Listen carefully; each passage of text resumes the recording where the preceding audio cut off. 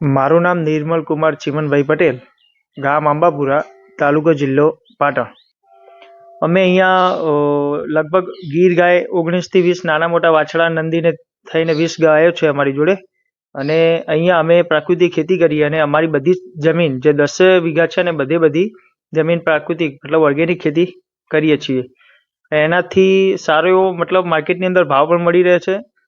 અને મતલબ પ્રાકૃતિક કરવું હોય તો એની પાછળ તનતોડ મહેનત તો કરવી જ પડશે. અને અમારું આખું ફેમિલી આ ફિલ્ડની અંદર મતલબ ગૌશાળાની અંદર સામેલ છે અને બધા આની અંદર ખેતી કરીએ છીએ આની અંદર.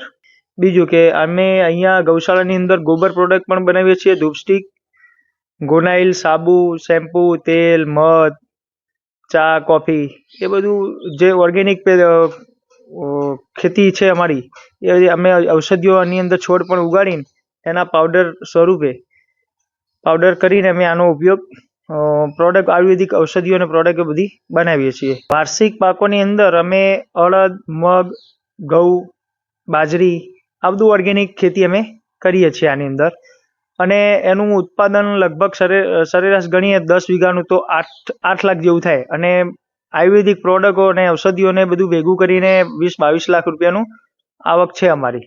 પ્રાકૃતિક ખેતીની અંદર જે ઉત્પાદનની વાત કરીએ આપણે, તો એવું થતું હોય કે ઉત્પાદન આપણે શરૂઆતમાં એક જ વર્ષ, એનું રીઝન એ કે એની અંદર જ્યાં સુધી અળસિયા ડેવલપ નહીં થાય જમીનની અંદર, તમે 100% ઓર્ગેનિક મતલબ પ્રાકૃતિક ખેતી કરશો તો 100% રિઝલ્ટ મળશે. પણ એક જ વર્ષ એવું લાગશે કે આ વખતે સમજો 30 મણ થતું હતું તો 25 મણ, એનો ઘટાડો ખરો 100%, પણ નહિવત એમ નોર્મલ એમ.